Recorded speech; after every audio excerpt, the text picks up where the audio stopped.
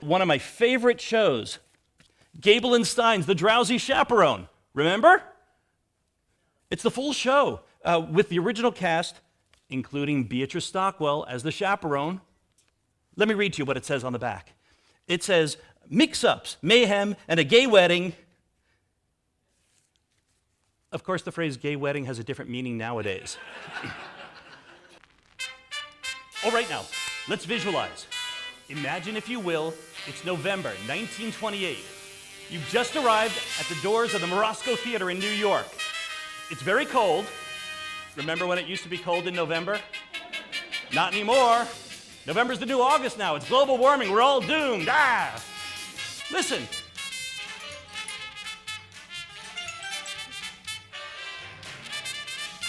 Isn't this wonderful? It helps if you close your eyes.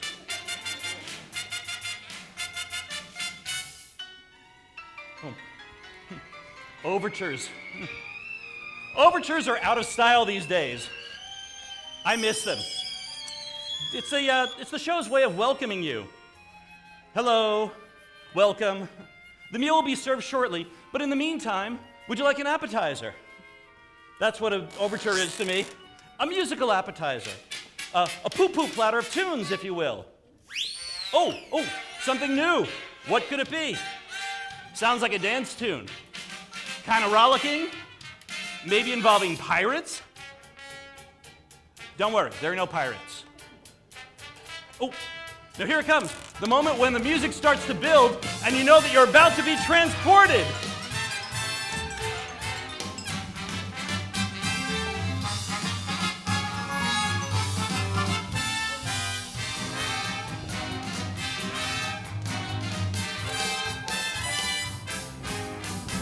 The curtain is going up. I can't wait.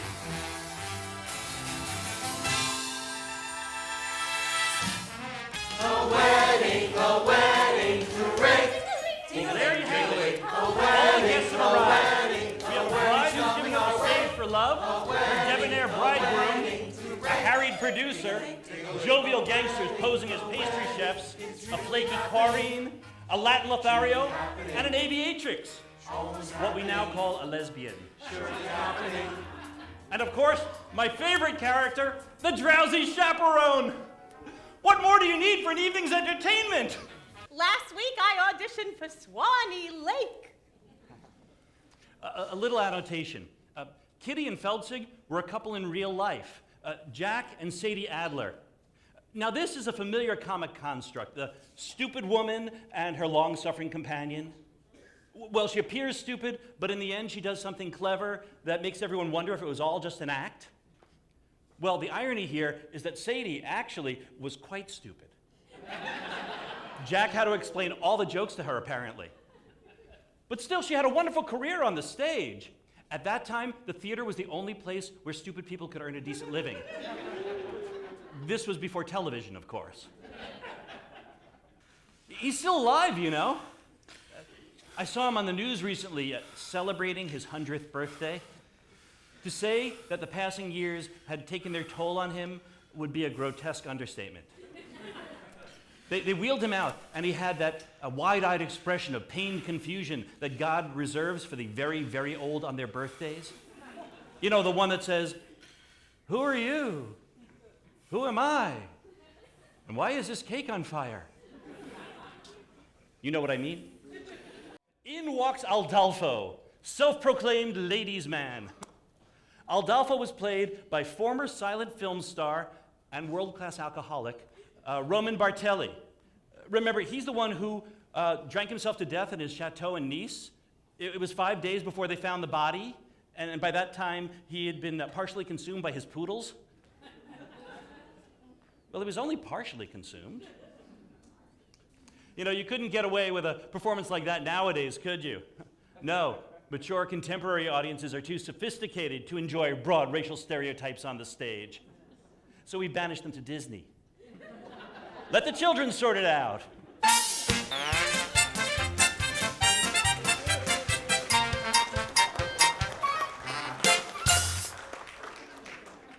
Now you're probably wondering, What was that routine doing in the show?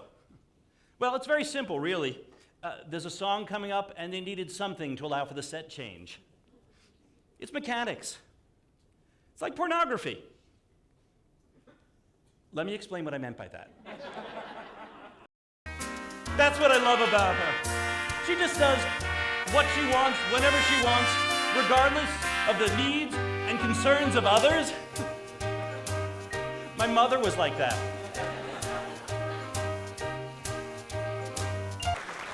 And that's that. The curtain falls, and it's time for the intermission.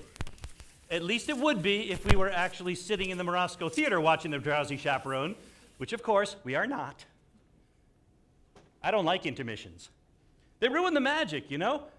1 minute you're lost in a glamorous world of music and romance, and then bang, you're surrounded by tourists, crinkling candy wrappers and nattering about the lack of women's restrooms. It's cruel.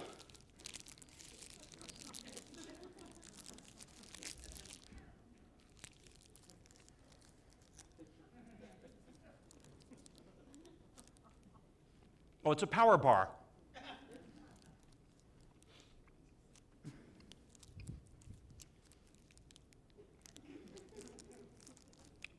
I have a bit of a blood sugar issue.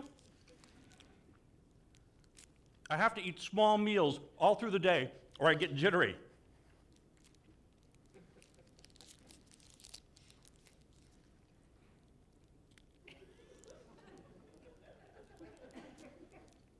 I know it's rude, but you would not like the alternative, believe you me. Believe you me. I remember my wedding day. I didn't have breakfast, and the ceremony wasn't until 4 in the afternoon. Ah, I do.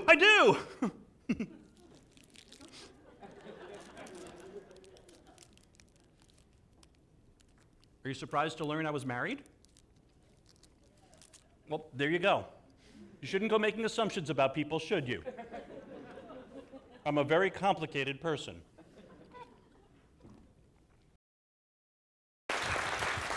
Don't you just love that number? It has everything. Halfway between a show tune and a Looney Tune. Bugsby Berkeley, I like to call it. But that's the thing about musical theaters. When a character's in crisis, they sing and they dance, which is so much more interesting than just whining about it. I'm going to stop the record right now because I don't want it ruined by a ringing telephone.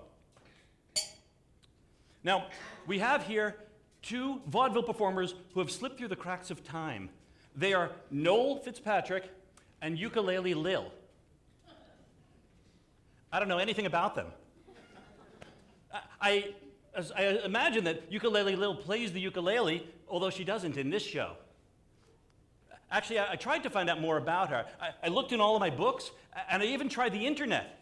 But all of my searches ended with Tiny Tim's autopsy photographs.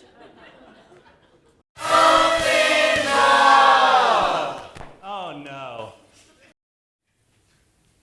Well, that's it. It's ruined. One note from the end of the show, and the mood is broken.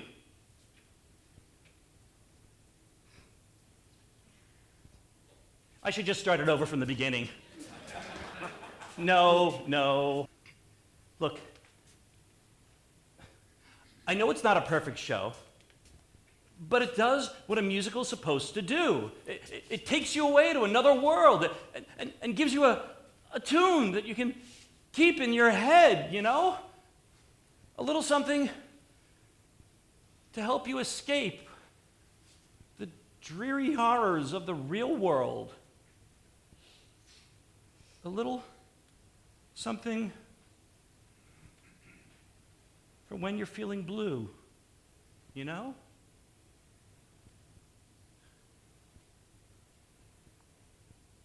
As we stumble along on life's funny journey, as we stumble along into the blue. I hate theater.